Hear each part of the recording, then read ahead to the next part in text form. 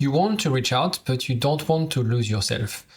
When you care about an avoidant, there's this feeling that every step towards them is a risk of being disappointed, a risk of being rejected, but at the same time you're stuck because you want to gain clarity, right? You want to know whether this relationship has a future. You have those mixed signals. You know that they still have feelings, but somehow it's kind of a situation where you're always the one trying to repair the relationship. In this video, I'm going to share with you the secure-based blueprint, basically the methodology that I use with my clients to help you finally get clarity, finally get answers to your situation, and reclaiming a relationship that works for you. So I want to be clear on one thing. The first element is the no contact mantra. I talk about no contact in my videos, but I think there's a lot of content around no contact, the power of no contact, staying in no contact, etc., etc. Yes, no contact is helpful. No, it's not what will get your relationship back. No, it's not what will help you to move forward and move on. The thing is, yes, you reset the relationship by going no contact because the element of pressure, the anxious avoidant dynamic, you're seeking validation, you want to connect, they want distance, they want their space. So yes, you give them that space. But the thing is, at some stage, that doesn't provide any form of clarity. And actually, it could even be worse because this space, this time apart, is the best way to start ruminating on the past, on what they're doing, on the future, etc., etc. So my approach is, rather than thinking and waiting at home, trying for a sign, or actually sometimes what most people do is they would analyze the signs that they see on social media. They will ask mutual friends, is to take the risk, is to expose yourself. And this is what we're going to talk today in this video, how to expose yourself, your secure self to your partner. For me, if you feel, and it's very personal, you and only you can know whether there are elements that tell you it's not over. Give this relationship a second chance, is that the case? Right? The point of, I know it's not over, but I'm going to stay in contact, is what will actually fuel the anxiety that you're probably suffering. Now, obviously, when you expose, when you try things out, when you try to give a relationship a second chance, you might be wrong. Maybe there's no second chance. Maybe there's no future with this person. But that's also a form of clarity.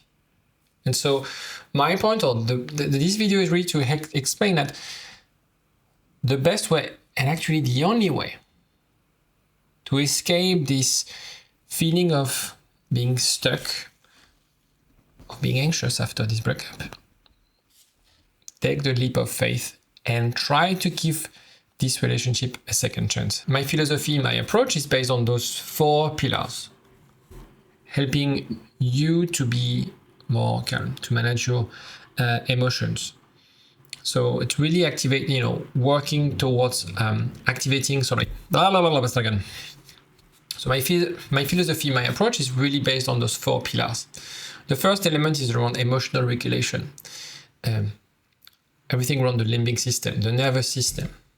Because that's usually the urgency of how can I feel better right away.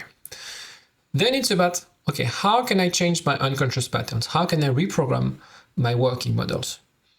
In other words, how can I be more secure? And then it's exposing. So that's what we're going to talk today. It's about I'm a secure partner now. Now that I'm a secure partner, what can I get from this partner? Because back in the days, maybe I was anxious. Maybe I was having those what we call protest behaviors that pushed them away. Now that you're secure, it makes sense to expose, to try to repair the relationship. And most of the time, if you display a secure attachment style, your partner will respond differently, will feel more secure. And the dynamic of the relationship will change. And then you decide, is it the relationship that I want? All the assumptions that you had about the relationship, now that you have developed secure attachment style, is it really what you want? Do you have enough proof that this second chance or this relationship is finally what you want? Most of the time that's the case, sometimes it's not. But if it's not, you walk away with peace, with no form of regret. I mean, when I work with my clients, I never tell them, do this and you're gonna get them back. No, my job is do this work, do the things you can control. And together we'll assess whether this new relationship is the right relationship. And all of my clients, they don't necessarily get back with their ex. Majority they do, majority. But the ones who don't go back with their ex, they have no regret. They feel, I've done my part. And I've sort of changed my belief in the idea of it is my responsibility if things didn't work out. Now it's not my responsibility. I deserve better. And the only way for you to achieve this is to work at being around the emotional regulation element, around the cognitive element, and then exposing yourself. So let's discuss about exposing yourself. I just want to, because the thing is, obviously it's based on tons of studies and also my experience working with people dealing with avoidant. It's the simplest, most efficient way to deal with an avoidant. All of these pillars are necessary. Some of them, you don't need to work too much on emotional regulation. It's more on cognitive element. Some of it is just like, I've seen a therapist for many years. I just need help in exposing. And we'll discuss in a second what to do when it comes to exposing. What you need to understand is testing is different than texting, I miss you. It's different than texting, I need to prove you that I love you. When people are hesitant to reach out, so of course they are scared of being rejected, they are scared that it's not going to work out, but also scared of, okay, I'm going to come across as vulnerable, as weak. And this is all the content you might see online that I want to really challenge. And you're going to see, you're powerful, they broke up with you, you're better than that, etc., etc. In theory, there's nothing wrong with that, but that doesn't help you move forward, unfortunately. So if you feel that there's a chance, and if you're not sure whether there's a chance, I put together an assessment for you to assess, because it's obviously an insight. Don't take it as like, oh, I have a high score, therefore we're going to get back together. We'll discuss in a second. What will determine whether you can get back together is also about what they are doing. So when I work with my clients, the work that you're doing is the thing you can control. You cannot control your ex, you cannot control your partner, you can control the dynamic, you can control the what you create, the environment, but then what we need to see is how they respond to this. And so the point is here, not to prove a point, not to send a message. So the point is not to have like some sort of accountability letter to show them how much we love them. It's to gather data, right? I'll explain in a second, but it's really more about investigating whether now that I'm more secure, what will happen next. And it's about, and that's why it's important to challenge and reframe things, how you feel in this relationship. Because there's a part of you who was attracted to this relationship, who accepted few things, that needs to change a little bit how you perceive relationship. In other words, when you have an anxious attachment style, your sense of safety is based mostly around validation. Mostly around this idea of, we were apart, then you reassured me. I'm not confident and you help me validate my worth. that needs to change. Because that element of safety is really about, can I trust this partner? Is it predictable? Do they make the effort to connect, to repair? And then again, I'll discuss this in a second in more detail. So again, testing is not texting. It's not a desperate move. Actually, for me, reframe it as it's a sign of strength,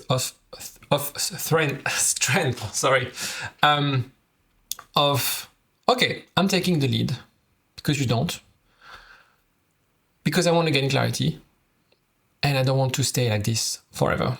And there's nothing wrong with that. Now, obviously, having said that, you need to be ready. So one of the most questions that I get, common questions I get is, when should I break no contact? So my view is that you cannot reset a relationship if you go no contact for a week or two. So it needs to be more 30 to 45 days where like the emotional regulation system of your partner, of yourself, will be more neutral. But the right time is when you're ready. Because you reach out not to soothe the pain, right? You don't reach out to them because you miss them. You reach out to them because you want to assess, do I really want them back? You don't reach out because you have a list of questions. Again, I'm going to explain that in a second.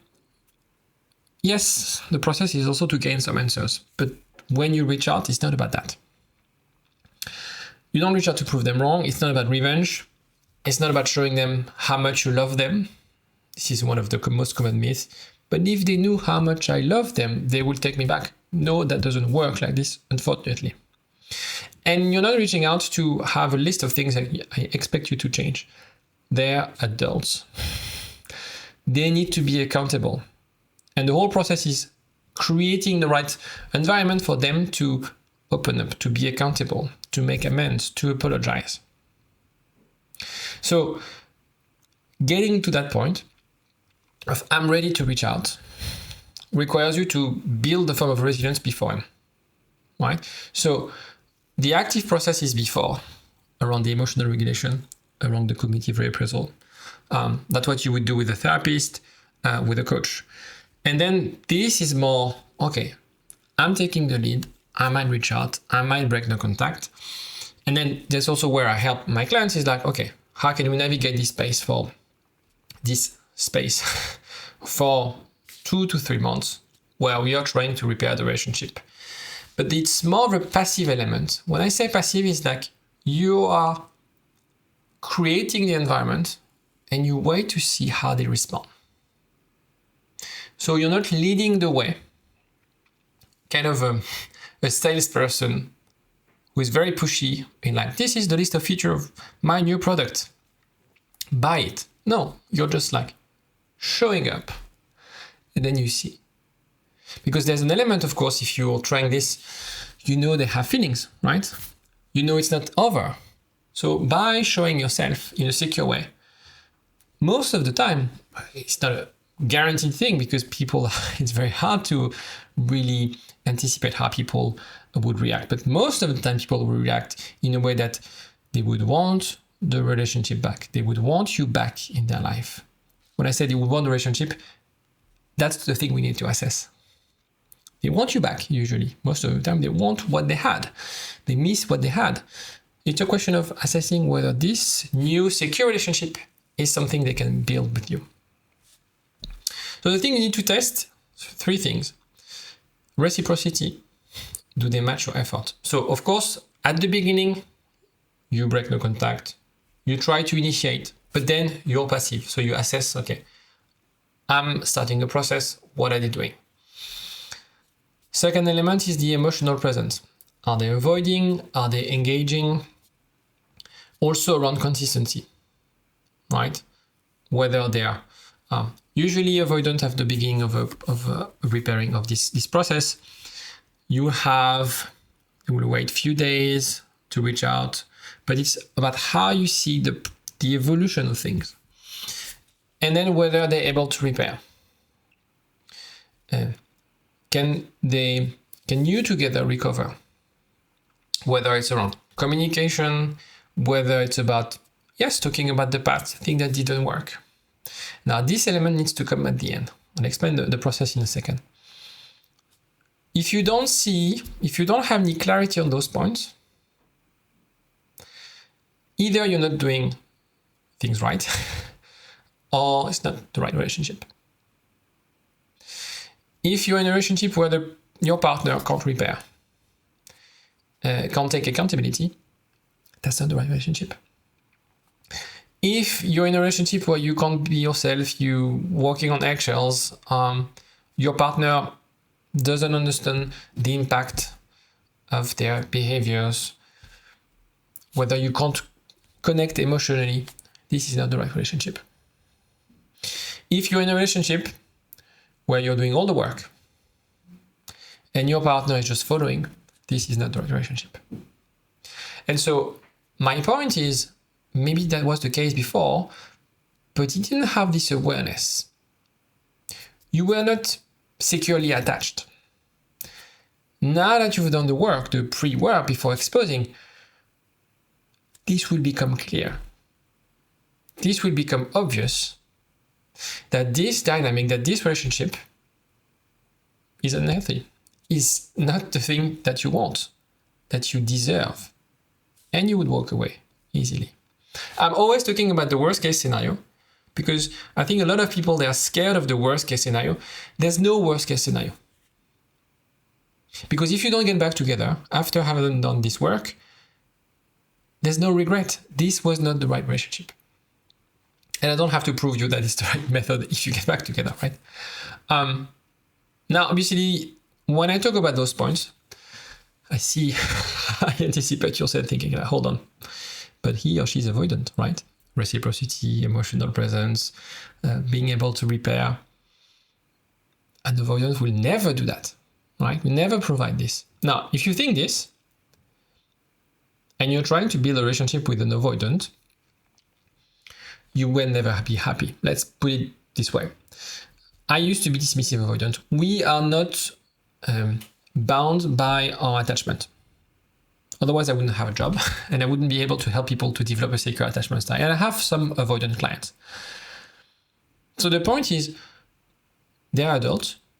And by showing up, by being, and I'll discuss that in the next slide, by being the role model, they will also develop a secure attachment style, right? And so thinking they're avoidant, they won't change, and therefore I need to accept the relationship as it was, that's not healthy because this relationship was not working. So yes, maybe there's an element where you didn't realize it was not working and they took the decision for you to end this relationship. And that's the important part of reflecting after a breakup, of really detaching yourself from, I'm missing him, I'm missing the relationship, I'm grieving the future projects, etc., etc. And now with the self-awareness of like, they have this personality trait or this avoidant attachment. Is it really what I want? And listing the list of needs and non-negotiables, etc. But it's very important because honestly, if that person is avoidant, and I see a lot of comments on my videos like, never ever date avoidant. I would say never ever date avoidants who are not willing to do the work. Why? Because nobody's perfect. You're not perfect. I'm not perfect. But the point is not about, okay, they're avoidant, they're anxious, therefore they're not partner material. No, it's about their willingness to see the world the way you see the world, to connect emotionally. I talk a little bit about this in my book, which is not about breakups. It's more about building secure relationships. Now, as I said, your job, and yes, you're leading the way. You're the one to break the contact. You're the one to do the work. You're the one watching videos. You're the one going through, doing therapy, etc., etc. Yeah, fair enough. You're doing the work because you're doing it for you. You're the role model, right? You're the leader at this stage of what could be the right relationship. It's called a secure base. I borrowed this term by John Bowlby, where it's The right relationship, the foundation of the right relationship is around this secure base. So your job is to create the secure base and assess whether this person, whether your partner, whether your ex, will help you, will leverage or will use that secure base. Well, together you will build the right foundation for this relationship. It's not the best way, it's the only way to repair an anxious avoidant relationship. If you don't have a secure base, you enter what's called a danger zone. Something explained in the book Attached. It's from, I never know how to pronounce his name, Wilkinson, who came up with this term. And basically, again, anxious, they want validation, they want connection, they want intimacy, up to a point where it triggers the avoidant who wants space, who wants independence. The secure base is finding the place in the middle, where you respect their need for space and they respect your need for connection, right? If you're not able to communicate and speak the same language, it's never going to work out. Again, you're the role model. You're creating the condition for this relationship to work out. And you assess how they respond. The thing is, you've changed, you're doing the work. I don't know how far you are on your journey. They need to change too. So that's why it's a passive element, because you've done the work before and you're learning throughout the process, when you expose yourself, when you communicate with them. Now they need to show you. They need to prove you. One way to look at it, and it's kind of a mental exercise that I often ask my clients to do. Now that you're more confident, now that you're more resilient, now that you have more clarity on what you want, you show up in this relationship and you basically, in the mindset of like, okay, I'm not going to take you back. I don't want this relationship. Prove me wrong.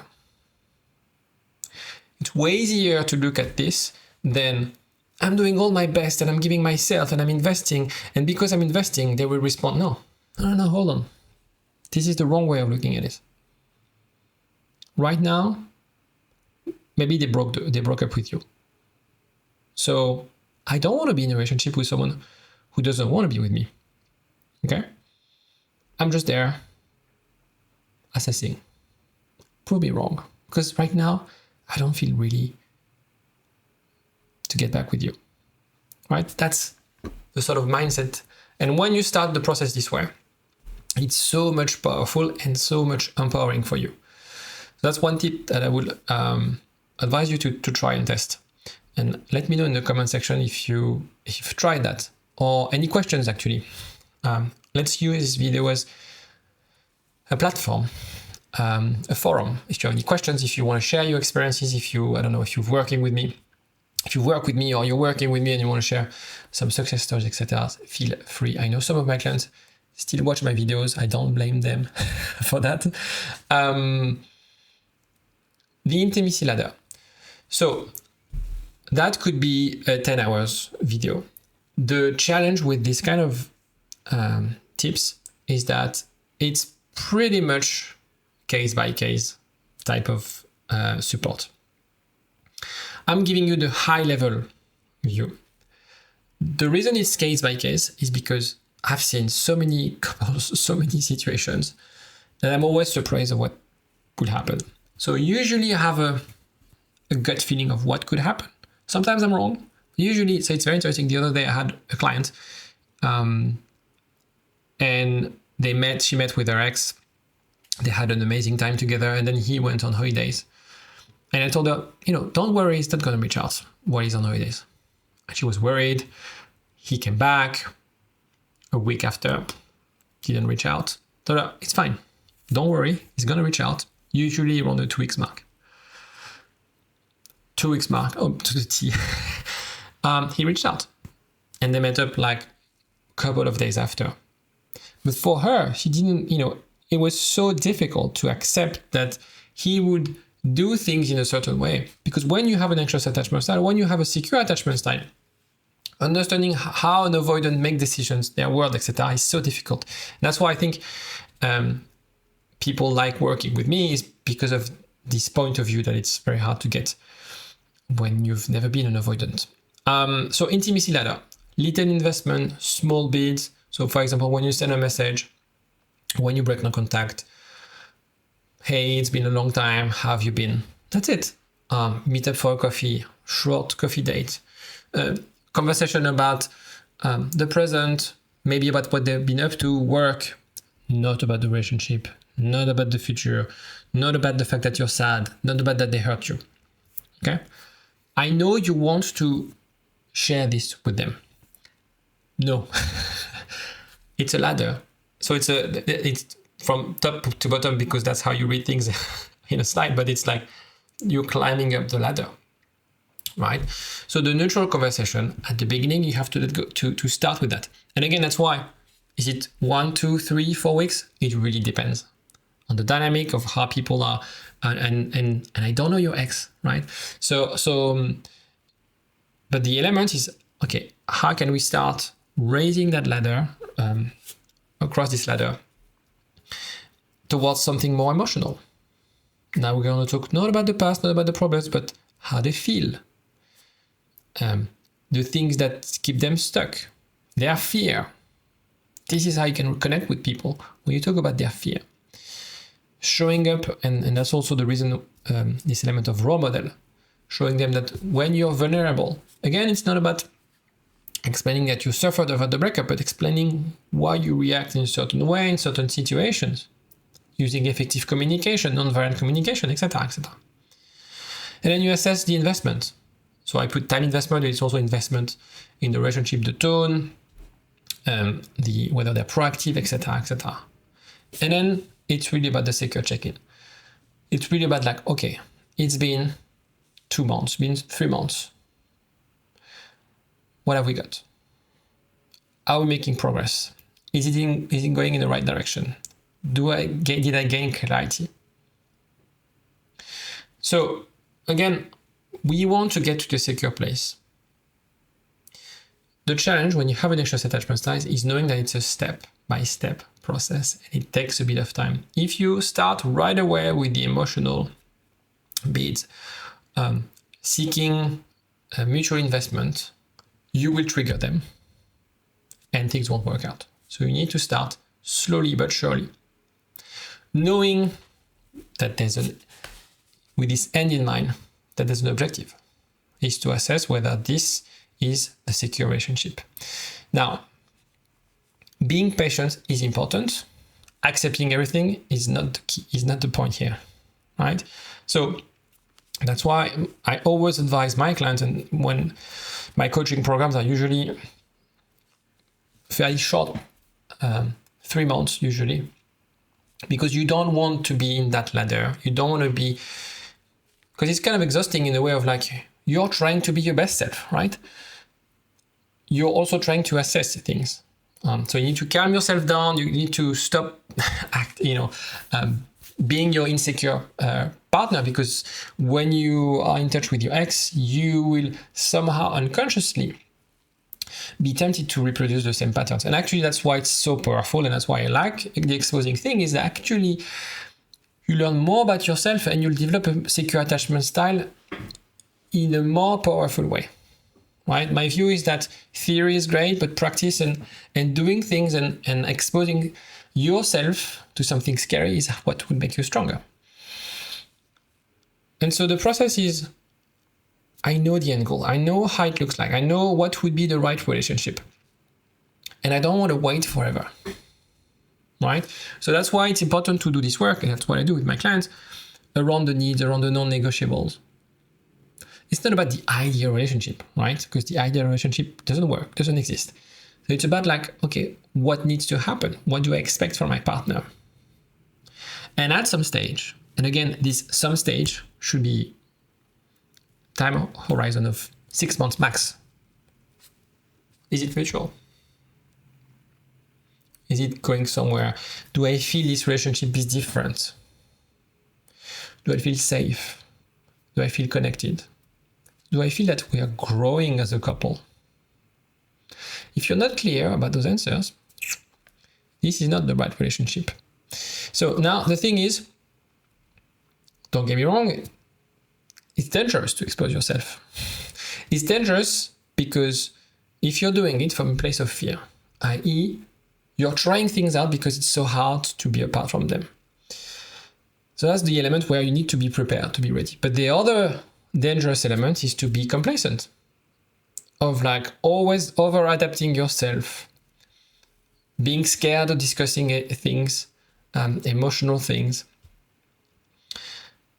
and therefore creating a suboptimal relationship, right? A relationship where you're like, we are together, but it's not really what I want, right? But I'd rather being with them than being alone. That's not the right relationship, because what will happen in those cases? You will break apart at some stage. So the point here is to gain clarity. If you don't get that clarity, that's your answer. If the questions I told you about, do I feel that we're growing? Do you feel that it's a mutual effort? Do I feel understood? Do I feel safe? If you can't answer yes, without a doubt, this is your answer. This is your wake-up call. And that's why it's so important to build that secure attachment style first, because the difference between someone anxious and insecure is not that secure people are able to get back with their partner more easily, is that they walk away from relationships that are not working for them. That's very important. Secure partners, they don't build better relationship in the sense of like they can create better relationship with avoidance. They would walk away from a relationship that don't work for them, right? So it's very important. Letting go is probably maybe the best decision for you if you don't gain that clarity. If you have any question on this, let me know. If you want to discuss about how to create this intimacy ladder, there's a link in the description to discuss about my upcoming program. I'll see you next time. Take care.